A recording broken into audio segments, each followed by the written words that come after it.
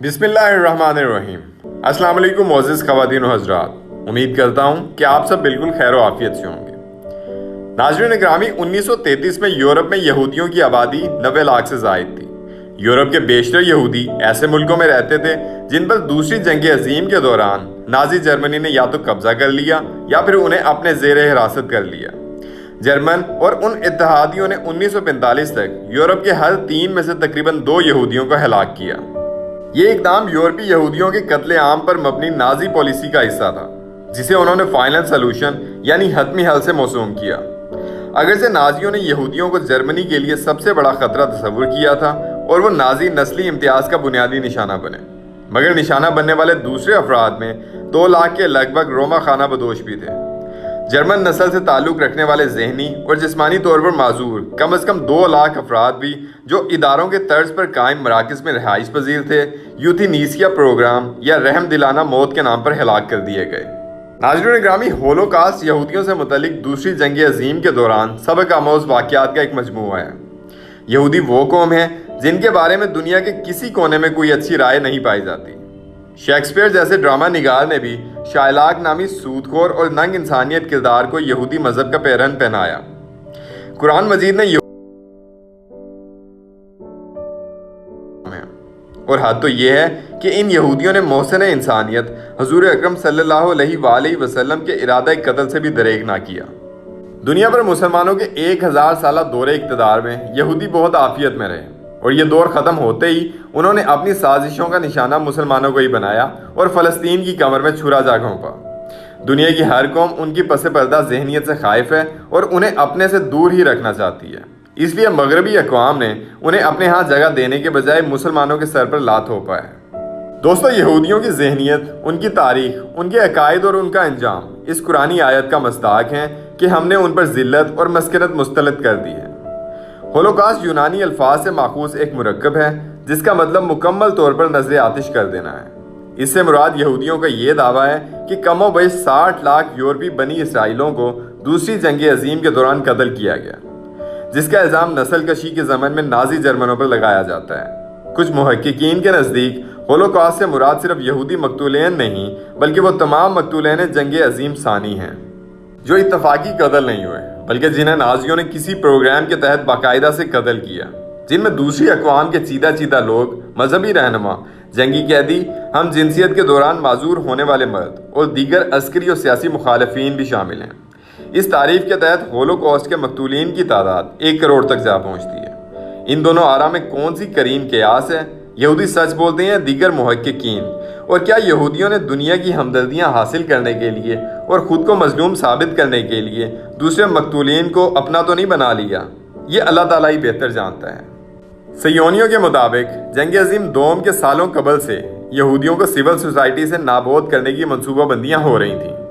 1930 की दिहाई में ऐसे ऐसे कवानीन बनाए गए कि आहिस्ता आहिस्ता यहूदियों के माशरती और कानूनी हकूक मान पड़ने लगे और उन्हें जर्मन यूरोपी मुआशरे में तनहा किया जाने लगा। इन कवानीन का मकसद यूरोप को गैर यूरोपियों से पाक करना ही था। नाज़रीन मोहतरम, 1933 में कवानीन का एक मजमूआ मंजूर किया गया जिनके मुताबिक अहम इलाके और अहम मनासिब यहूदियों से खाली करा लिए गए। चुनाचे ज़री फार्मों में यहूदी मज़ारीन से लेकर कचहरियों में यहूदी वकला और यहूदी जजों तक को बाहर निकाल दिया गया और उन्हें बुरी तरह मारा पीटा गया। स्कूलों, कॉलेजों और अखबारात के दफातर और मुख्तलिफ तंजीमों से भी इन्हीं कवानीन के तहत यहूदियों का अखराज अमल में आया। 1935 में हिटलर ने एक तकरीर के जरिए यहूदियों को रहे सहित तमाम सिविल हकूक से भी महरूम कर दिया। यहूदियों के खिलाफ नाजियों का ये आगाज़ इंजाम था। इस मकसद की खातिर ऐसे कैंप्स बनाए गए जहां यहूदियों को गुलाम बनाकर ले जाया जाता और उनसे इतनी मुशक्कत कराई जाती कि वो थका कर या फिर बीमार होकर और भूखे रहकर मार दिए जाते। बच जाने वालों पर तिब्बी तजर्बात करके उन्हें माजूर कर दिया जाता और फिर उन्हें मौत की आगोश में पहुंचा दिया जाता। इन सब के बावजूद अगर कुछ लोग बच जाते तो नाजी जर्मन उन्हें गैस चैम्बरों में डालकर हलाक कर देते। यूरोप के बाज़ अजायब घरों में नाजी जर्मनों के गैस चैम्बरों के बाकियात अब भी ज़ायरीन के लिए रखी गई हैं। जंग अज़ीम दोम के दौरान जर्मन नाजियों ने होलोकॉस्ट के लिए जो इस्तिलाह इस्तेमाल की, उससे मुराद यहूदियों के मसले का आखिरी हल था। ये इस्तिलाह जर्मन ज़ुबान से मुतल्लिक थी। सयोनी तारीख दानों के मुताबिक जर्मनी का हर इदारा यहूदियों के इतने बड़े कत्ल के प्रोग्राम में मुलव्विस था। جرمن وزارت داخلہ اور مسیحی چرچ نے یہودیوں کا پیدائشی ریکارڈ دیا اور اس بات کا تعین کیا گیا کہ کون کون سی بستی میں کون کون یہودی ہے۔ جرمن محکمہ ڈاک نے وہ خطوط متعلقہ حکام تک پہنچائے۔ جرمن وزارت خزانہ نے یہودیوں کی جائیدادوں کی تفصیلات مہیا کی۔ جرمن کاروباری اداروں نے یہودی تاجروں، یہودی ملازموں اور یہودی مزدوروں کے بارے میں جامع معلومات فراہم کی۔ جرمن محکمہ مواصلات نے یہودیوں کو ان کے ہلاکتی کیمپوں میں لے جانے کے لیے ٹرانسپورٹ اور ریل گاڑیاں مہیا کی۔ یہاں تک کہ جرمن جامعات تک نے یہودی طلبہ کو داخلہ دینے سے انکار کر دیا اور یہودی تعلیمات اور اسرائیلی لٹریچر کو نظر آتش کر دیا۔ دوستو، یہودیوں کا قتل عام اس تمام علاقے میں ہوا جو نازی جرمنوں کے زیر قبضہ تھے، جہاں اب کم و بیش 35 یورپی ممالک کی سلطنتیں قائم ہیں۔ اس سے قبل یہاں یہودیوں کی بستیاں آباد تھیں اور 1939 میں 7 ملین یہودی نفوس یہاں ہنستے بستے گھروں میں آباد تھے، جن میں 5 ملین کو یہاں قتل کر دیا گیا۔ پولینڈ اور روس میں قتل ہونے والے یہودیوں کی تعداد اس کے علاوہ ہے۔ دیگر افراد اگر اپنا مذہب یا رائے تبدیل کر لیتے تو انہیں قتل سے بچا لیا جاتا، لیکن یہودیوں کے لیے یہ رعایت بھی نہیں تھی۔ یہودیوں کے قتل میں عورتوں، بوڑھوں اور بچوں کے لیے کوئی تخصیص نہیں تھی۔ قبائل کے قبائل کو قتل کر دیا جاتا اور ان کے بچوں پر طبی تجربات کر کے انہیں بھی موت کی وادی میں دھکیل دیا جاتا۔ اسی دوران فری میسنریز کو بھی گرفتار کر کے ہلاکتی کیمپوں میں بھیجا گیا۔ ہٹلر کا پختہ نظریہ یہ تھا کہ فری میسنریز بھی یہودیوں میں سے ہیں، چنانچہ ان کیمپوں میں انہیں زبردستی سرخ کپڑے پہنائے جاتے اور 1 لاکھ سے 2 لاکھ تک کی تعداد میں انہیں ان ہلاکتی کیمپوں میں نازیوں نے قتل کیا۔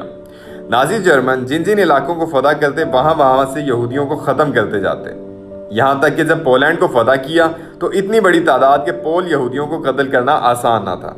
چنانچہ طویل غور و خوض کے بعد کم وقت اور کم لاگت میں قتل کرنے کے لیے زہریلی گیس استعمال کی گئی۔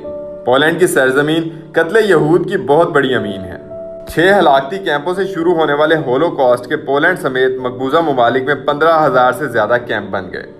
ان کیمپوں میں یہود سے بدترین مشقت لی جاتی اور پھر ضرورت ختم ہونے پر انہیں قتل کر دیا جاتا، جبکہ بے شمار یہود دوران مشقت ہی دم توڑ دیتے۔ دوستو، شروع میں یہ کیمپس شہروں سے باہر تھے، لیکن ٹرانسپورٹ کے وسیع اخراجات کے باعث بعد میں ان کیمپوں کو یہودی آبادیوں کے قریب ہی منتقل کر دیا گیا۔ اس سے شدید تر حالات روس کے مفتوحہ علاقوں میں بھی پیش آئے۔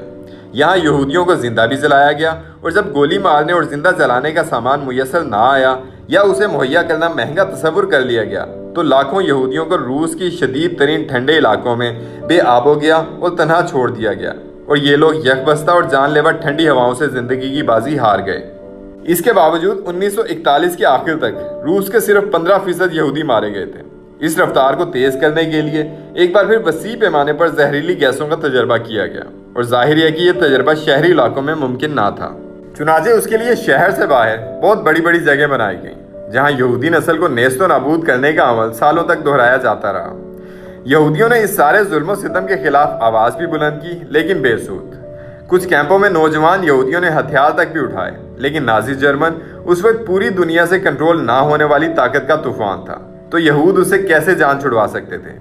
پھر ایک پہلو یہ بھی ہے کہ دنیا کے کسی کونے سے اس وقت اور آج بھی یہودیوں کے حق میں کوئی آواز بلند نہ ہوئی۔ دوستو، تاریخ گواہ ہے کہ یہود قوم نے جس برتن میں کھایا اسی میں سوراخ کیا، ہر قوم کو ڈسنے کی کوشش کی، ہر گروہ کو بلیک میل کیا، دولت کی خاطر انسانیت کو داؤ پر لگایا۔ دوسری جنگ عظیم کے اس المناک پہلو کا دوسرا تاریخ ترین رخ یہ ہے کہ جنگ عظیم کے دونوں متحارب فریقوں کو سرمایہ فراہم کرنے والی بہت بڑی فرم یہودیوں کی ہی ملکیت تھی۔ یہاں سب سے عام سوال یہ ہے کہ کیا یہودی اپنے ہم مذہب بلکہ ہم نسل رشتہ داروں پر بے بنا ظلم ہوتے دیکھ کر سرمایہ کی فراہمی بند نہیں کر سکتے تھے؟ قریب تھا کہ یہودیوں کی نسل ہی کرۂ ارض سے نابود ہو جاتی، لیکن اللہ تعالیٰ نے قتل الانبیاء علیہ السلام، ناشکری، ذلت و مسکنت اور عبرت کے اس نشان کو قیامت تک باقی رکھنا ہے۔ شاید اسی حکمت کے تحت مشیت ایزدی نے انہیں فلسطین میں عارضی جگہ دی تاکہ ان کی نسل قیامت تک باقی رہے۔ اگر ان میں تھوڑی سی عقل ہوتی تو اس جگہ کو غنیمت سمجھ کر امن اور سکون سے رہ لیتے۔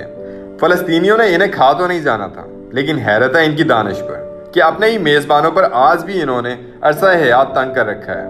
ہم چڑھتے ہوئے سورج کے پیچھے اس دن کو آنکھوں سے دیکھ رہے ہیں کہ سرزمین فلسطین ایک بار پھر اپنے حقیقی وارثوں کے قبضہ قدرت میں ہوگی، اور یہود اپنی بدعمالیوں کے باعث ایک بار پھر دنیا میں ذلت و مسکنت کا نشان عبرت ہوں گے انشاءاللہ تعالی۔ ناظرین، آج کے لیے اتنا ہی۔ امید کرتا ہوں کہ آپ کو ہماری یہ ویڈیو بہت پسند آئی ہوگی۔